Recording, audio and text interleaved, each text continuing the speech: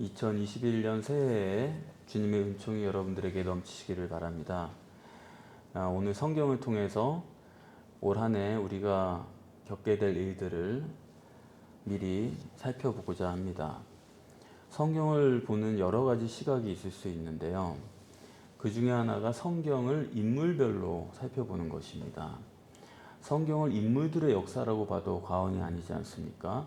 아담으로 시작해서 아벨, 또 무드셀라, 노아, 그리고 아브라함으로 이런 식으로 쭉 이어지는, 그래서 이 인물들을 중심으로 읽고 해석하는 것은 당연히 성경을 보는 하나의 방법입니다. 그런데 하나 문제가 되는 것은 인물 자체가 특별한 사람이라든지 그에게서 어떤 미덕을 배울 수가 있다든지 그런 시각에서 성경을 정립하게 되는 것은 그것은 잘못되는 것입니다. 효용성의 낭비다 이겁니다. 이것은 어디까지나 하나님께서 그 사람을 통해서 신앙과 신학을 정립하기 위한 설정으로서 그 인물을 봐야 되는 것입니다. 이렇게 봐야지 사람의 한쪽만 보고 이 사람은 이렇게 위대하다 그렇게 말하면 안 돼요. 성경은 어느 누구도 선하고 위대하다고 말하지 않습니다. 그런 사람이 누가 있겠습니까? 예수님께서도 네가 왜 나를 선하다고 일컫느냐 그렇게 말씀하셨죠. 그런데도 보고 싶은 쪽만 봐가지고 아브라함은 이런 것이 위대하다, 다윗은 이런 점이 위대하다 그러면서 밧세바는 또 그냥 실수고, 이런 식으로 사람을 보는 것은 성경을 바로 보는 것이 못됩니다. 그렇게 보다 보면 하나님께서 설정하신 그 신앙과 신학을 바로 볼 수 없는 게 너무나 당연한 결과예요. 따라서 우리가 인물을 볼 때 하나님께서 이 사람을 통해서 어떤 것을 설정하셨느냐 하는 점을 봐야 되고, 특별히 그 사람에게는 어떤 점을 강조하셔서 우리에게 말씀하고자 하는가, 그 강조점을 봐야 됩니다. 그 강조점이란 것은 이런 각도에서 이 사람을 봐야 된다 하는 중요한 포인트가 되는 것이죠. 성경에 여러 인물들이 있지만은 제가 볼 때는 야곱처럼 하나님께서 강조한 사람은 없다라고 생각을 합니다. 아브라함도 중요하지만은 아브라함보다 더 강조한 게 야곱이에요. 하나님께서 야곱을 얼마나 강조하시느냐? 이삭이 37세에 사라를 여위고 그리고 40세에 결혼을 했습니다. 그리고 60세에 야곱을 낳았어요. 그런데 아브라함은 100세가 돼서 아들을 낳는데도 아브라함이 하나님께 아들 달라고 기도한 적은 한 번도 없습니다. 그런데 60세에 아들을 낳으면서 리브가가 자식 좀 달라고 하나님께 기도하는 장면이 창세기 25장에 나오거든요. 그러니까 성경이 그렇게 많은 사람이 기록되어 있어도 의외로 자식을 낳기 위해서 기도하는 그런 점이 두드러지는 사람은 거의 없습니다. 누가 있냐면 방금 말씀드린 그 리브가, 그리고 사무엘을 낳기 위해서 한나, 그 정도가 있을 뿐이지 그렇게 기도해서 자식을 낳으려는 경우가 별로 없어요. 그러니까 이것만 해도 굉장히 강조입니다. 아니 하나님께 기도하지 않았다고 해서 하나님께서 그 잉태와 출산에 관여하시지 않는 게 아니죠. 그런데도 불구하고 굳이 기도하고 아들을 낳았다, 그걸 기록하는 것 자체가 굉장한 강조다 이겁니다. 그래서 야곱의 출생 자체를 다른 사람과 다르게 성경은 굉장히 조명하고 있다. 하나님께서 잉태한 상태에서 그 사람에 대해서 어떻다 이렇게 평가하시는 경우도 없어요. 그 전에 뭐 이런 사람이 날 것이다, 또 낳은 다음에 난 다음에 이런 사람이다 정도 말씀을 하시는 거지, 복중에 있는 그 사람에 대해서 어떻다 이런 식으로 언급하시는 경우는 아예 없습니다. 그렇게 보시면 첫째로 이 야곱의 출생 자체가 그 잉태 자체에 초점을 맞춰가지고 강조한 성경의 유일한 예이다, 이 점을 우리가 볼 수가 있고, 하나님께서 그 야곱의 잉태 자체에 얼마나 초점을 맞췄는지를 우리가 볼 수가 있습니다. 그러면서 잉태를 어떻게 했느냐? 쌍둥이로 했다 이거예요. 야곱과 에서 두 사람을 동시에 잉태했다. 그러면 쌍둥이를 잉태했으면 쌍둥이가 잘 자라가지고 태어나면 되는데 엄마 복중에서부터 치열하게 싸웁니다. 그래서 거기서 싸우고 끝난 게 아니라 또 나오면서도 싸워요. 나올 때도 야곱이 에서의 발꿈치를 잡고 나옵니다. 무슨 얘기냐?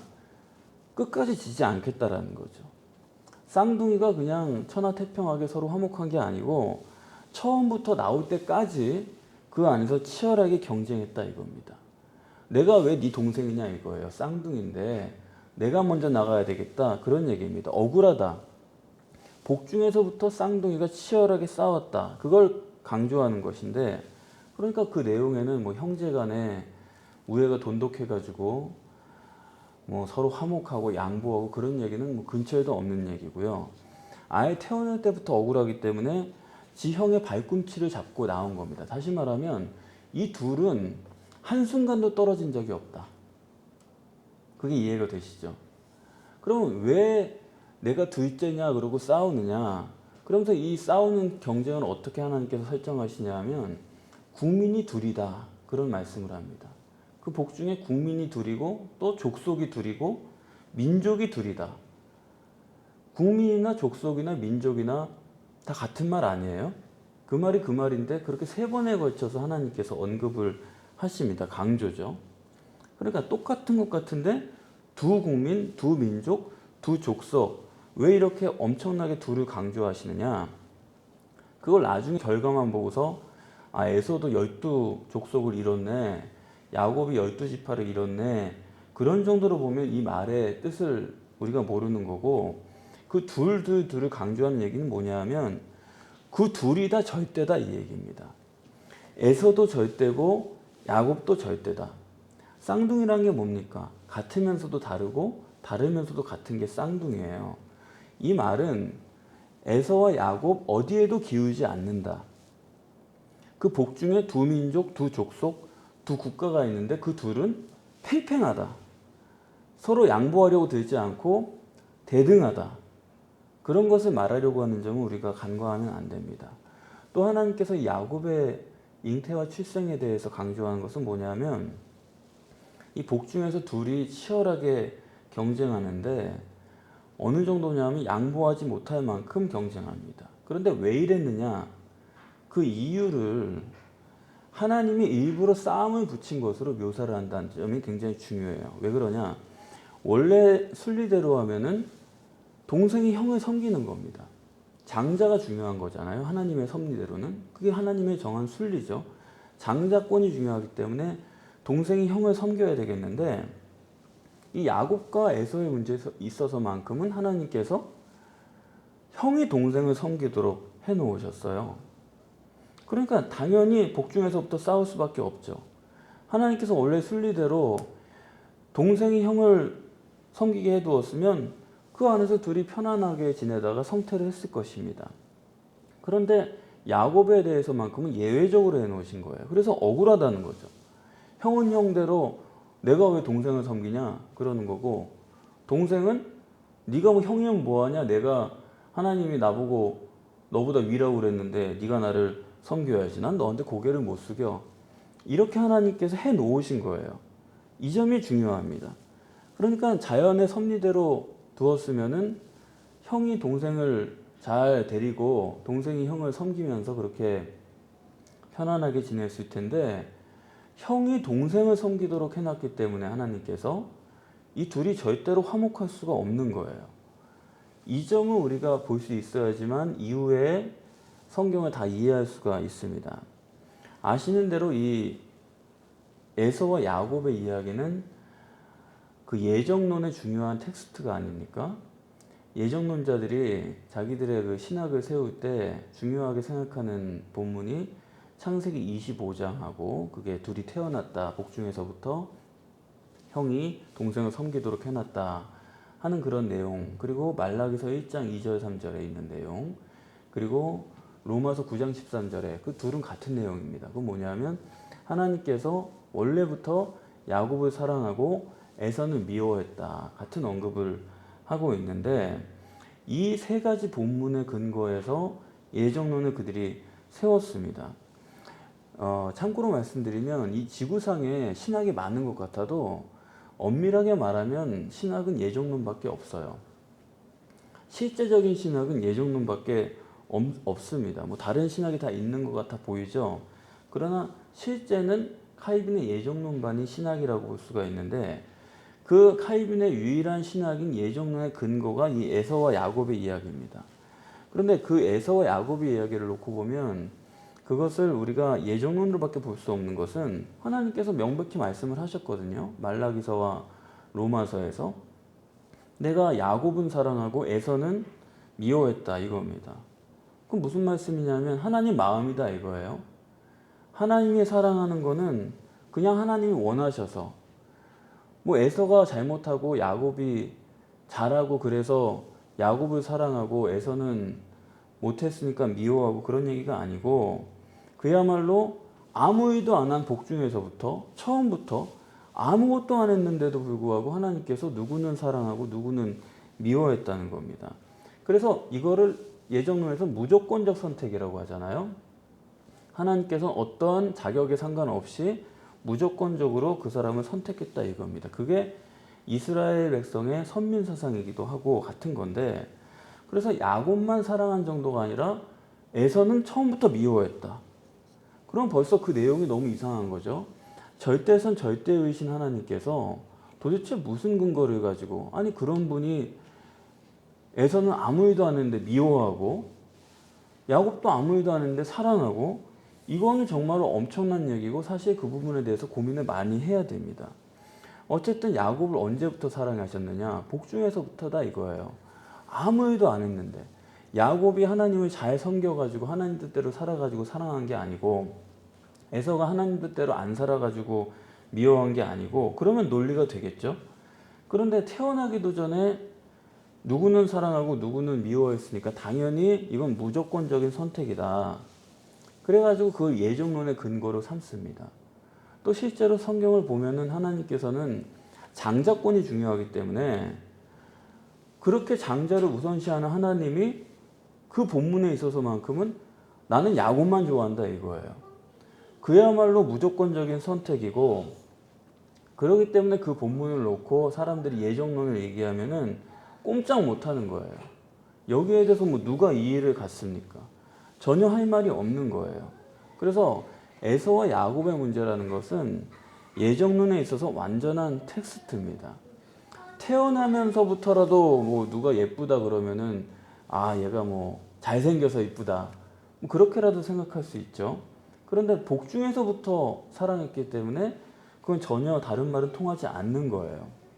그러면서도 순리대로 했으면은 하나님의 법칙대로 아 역시 하나님은 장자를 더 사랑하시고 장자를 앞세우시나 보다 그렇게 우리가 수긍을 할 수 있지만은 지금까지는 장자가 더 중요하다고 하셨으면서 야곱의 문제에 있어서만큼은 야곱만 사랑한다 이래 버리시니까 하나님께서 지금까지 성경을 통해서 말씀하시던 것을 다 뒤집어 엎는 것입니다. 그래서 복중에서부터 야곱은 사랑하고 복중에서부터 에서는 미워했다고 하는데 이걸 가지고 예정론 아니라고 할 사람이 누가 있어요? 여기에 대해서 이의를 가질 사람이 누가 있어요? 아무도 없습니다. 그래서 이 부분을 놓고 예정론이다 그러면 그거는 꼼짝 못하는 거예요. 그런데 이제 제가 말씀드리려고 하는 것은 이거는 예정론으로 볼 수가 없다. 왜 예정론이 아니냐 이 얘기가 이런 본문만 몇 개를 놓고 보면은 이게 예정론이 확실해요. 여기에 이의를 달 수가 없습니다.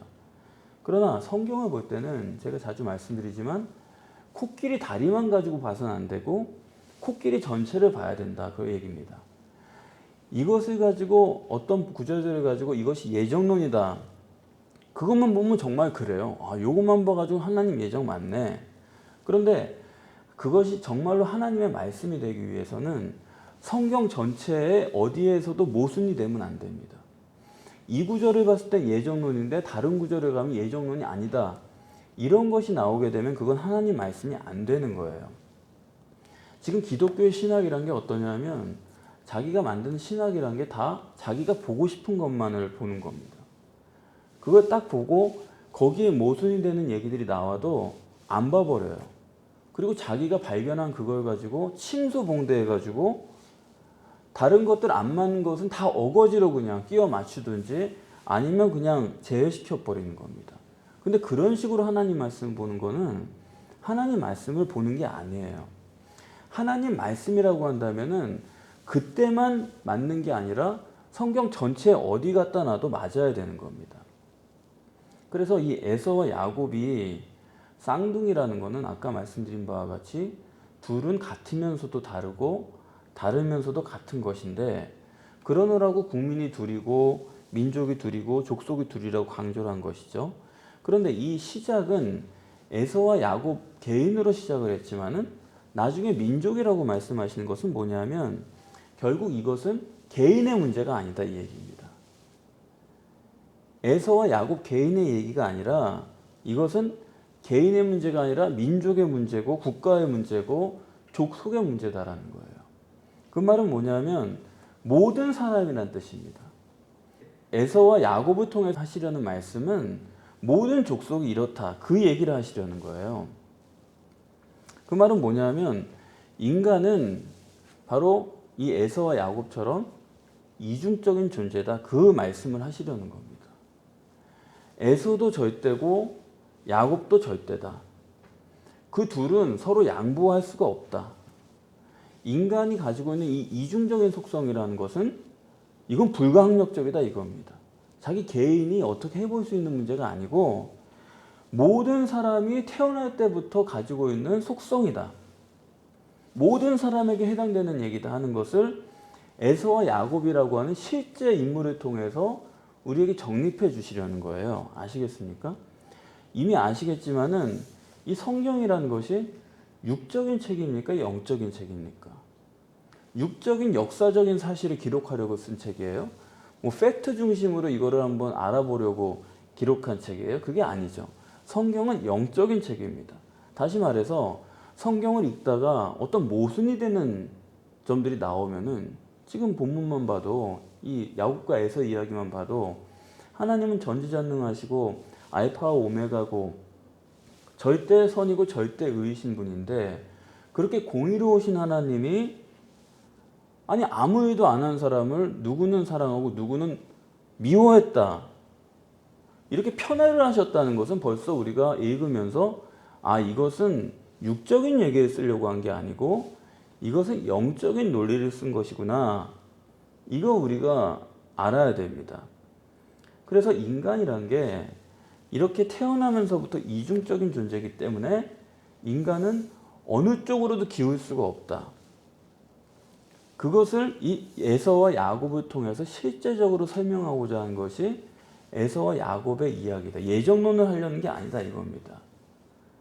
그리고 이 복중에서부터 싸웠다는 것은 출생할 때도 발꿈치를 잡고 나왔잖아요. 이건 뭐예요? 인간은 항상 이 두 가지 속성이 모순과 갈등에 처해 있다 이겁니다. 이 두 가지 속성 때문에 인간은 늘 갈등할 수밖에 없다는 거예요. 그래서 갈등하지 않는 사람은 어떤 사람이냐? 영이 죽은 사람이다 이겁니다. 영이 죽으면 노예근성이 생기기 때문에 절대로 갈등 안 해요. 제가 지금 목회를 하면서도 참 힘이 든 게 여러분들 아실 거예요. 사람이 갈등을 안 하는 걸 보면 힘이 든 겁니다. 아주 잘 살아요. 그건 성경에 따르면 이성 없는 짐승과 같은 겁니다. 하나님은 갈등할 수밖에 없게끔 사람을 만들어 놨는데 아주 편안한 거예요. 육과 영이 편안하게 잘 지낼 수 없게끔 만들어 놨는데 아주 좋은 거예요, 지금 상태가. 그거는 건강한 사람이 아니다 이겁니다. 뭐 저도 자식들을 키우지만은 엄마들이 애들을 이렇게 인도하는 걸 보면 참 엄마들이 보면 사람들이 갈등을 안 해요. 애한테 문제가 있는 게 다 보이는데도 불구하고 엄마들이 아무 생각이 없는 거예요.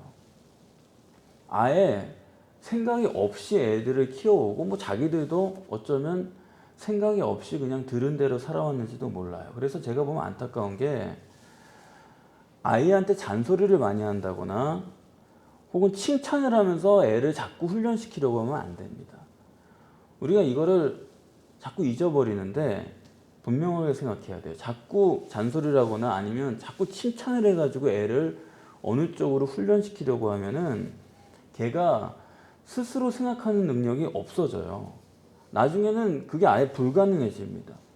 그래서 어떻게 보면 참 애들이 불쌍한 게 너무 순수하고 예쁜데 엄마가 하도 잔소리를 해버리고 엄마가 이런 게 좋은 일이다라고 칭찬을 해버리니까 애가 그거 외에는 아예 생각을 못하게 된 겁니다. 전혀 불가능하게 된 거예요, 생각이. 그렇게 해놓고선 애가 말 잘 듣는다. 또 반대로 얘는 말을 안 듣는다. 이래버리니까 이게 정말 아이한테는 무서운 얘기가 되는 거예요. 북한 사람들도 보면은 그 사람들은 아예 생각이 없이 훈련이 돼가지고 그렇게 살면서도 노예근성이니까 아무런 불편함이 없는 거예요. 또 가끔씩 보면은 그런 얘기가 있더라고요. 지구가 평평하다고 믿는 사람들이 있대요. 꽤 많더라고요, 사람들이. 그러니까 지구가 평평하다고 믿는 사람들은 어떻게 그러지? 그런데 그 사람들이 보니까 또 면면이 무식한 사람들이 아니에요. 지성인들이고 다 평소에 생활을 하는 사람들입니다. 아니 어떻게 그런 사람들이 지구가 평평하다고 이런 시대에 믿을 수가 있을까 생각을 해봤는데 그게 왜 가능하냐? 인간이기 때문에 가능해요. 영적 존재는 이게 무서운 겁니다. 그걸 제가 뭐 고착이라고 그러죠. 영적 존재이기 때문에 그게 전혀 이성적이 아닌데도 불구하고 거기에 딱 굳어져 버리면은 전혀 안 통하는 거예요. 그게 아무리 아니라고 그래도 보여줘도 상관없어요. 다른 거 전혀 듣고 싶지가 않다 이거예요. 전혀 이성이고 뭐고 없습니다. 그걸 제 시각으로 보면은 영이 죽어 있는 거죠. 그래서 그 영을 살려야 되는데 그 영을 살린다는 게 이게 보통 어려운 일이 아니에요. 설득을 하고 노력을 하고 인내를 하고 뭐 달래도 보고 안 되는 겁니다. 얼마나 어려운지 몰라요. 그게 목회의 가장 괴로운 건데 그래서 이 에서와 야곱이 쌍둥이는 결국 모든 인간의 속성을 말하는 거고 그건 뭐냐? 육 우선임에도 불구하고 육이 형이에요. 그런데 주체는 동생이다. 영이다. 육이 형이고 영이 동생이라는 거예요. 인간에게는 일단 그렇습니다. 육이 일단 우선이에요. 그런데 동생이 있어요. 그런데 하나님께서는 그 동생을 주체로 해놨다. 주체가 영이기 때문에 문제가 되는 거예요. 우리는 육을 형으로 두고 살고 싶어 하는데 하나님은 영을 앞세우니까 이게 우리 속에서 부딪혀서 문제가 되는 거고 그래서 갈등과 모순이 없는 사람은 뭐냐? 그 사람은 주체가 영이 아니기 때문에 그런 겁니다. 난 갈등과 모순이 싫다. 내 보는 것만 보고 살겠다. 그게 무슨 얘기냐? 그게 영적인 사람이 아니에요. 영적으로 정립돼가지고 그런 게 아닙니다. 그 사람이 오히려 영이 죽어있는 사람이고 육체 우선으로 사는 거예요. 그렇기 때문에 가장 심각한 문제가 바로 그런 거예요. 그렇기 때문에 하나님께서 필요한 것은 우리에게 구원을 주시려는 것이죠. 그 육체 우선적인 사람, 영이 죽어있는 사람을 일깨우기 위해서 하나님께서는 때에 따라서 육신의 일들을 깨트리고 경우에 따라서 우리가 감당할 수 있을 만한 크고 작은 실패도 허락해 주시는 것입니다. 그렇게 해서 우리가 영적으로 성공하게끔 우리를 적절하게 인도를 해 나가시는 거죠. 그래서 2021년에 하나님께서 우리들에게 어떤 일을 하실 것인가 성경을 통해서 보면은 이제 명확해진 거예요. 에서가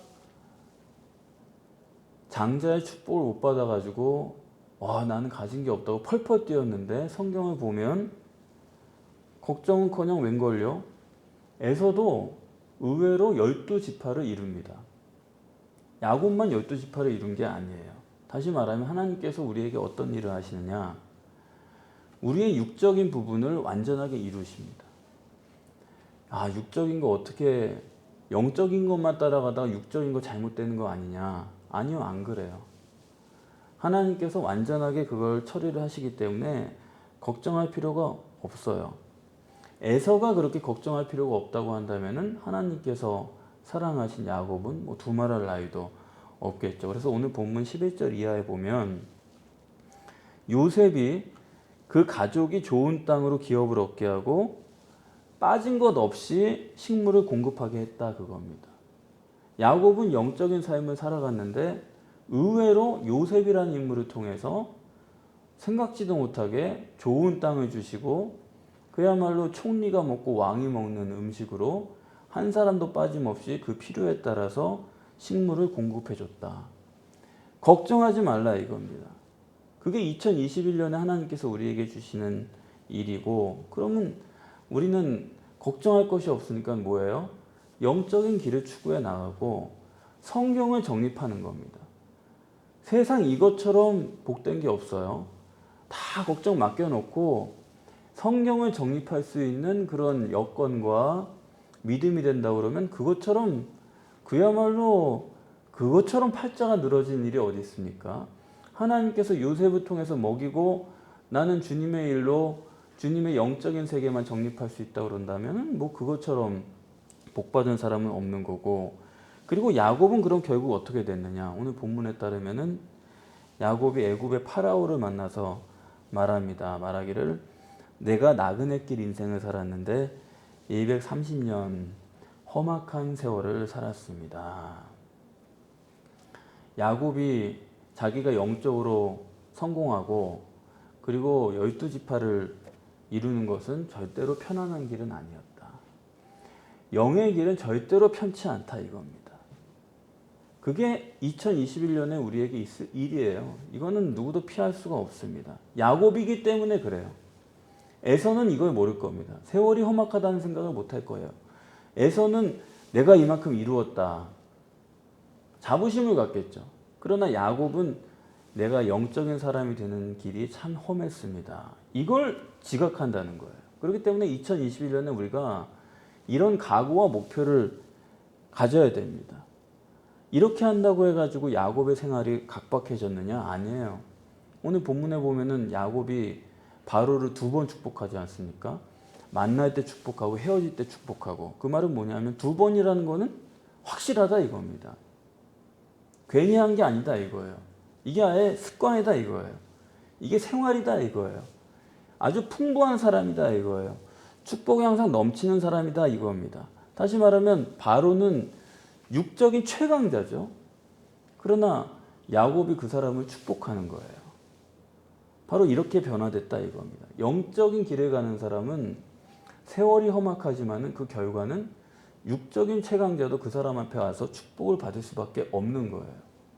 그래서 어떤 의미에서 참 목사가 좋은 게 뭐냐면, 목사가 영적인 길을 가려면 좀 고되지만은 시간이 지나면 세상에서 성공한 사람들이 다 와서 머리를 숙입니다. 어떻게 하면 되겠습니까? 그걸 물어봐요. 그런 의미에서 목사가 마지막에 하나님의 축복을 확인할 수가 있게 되는 것입니다.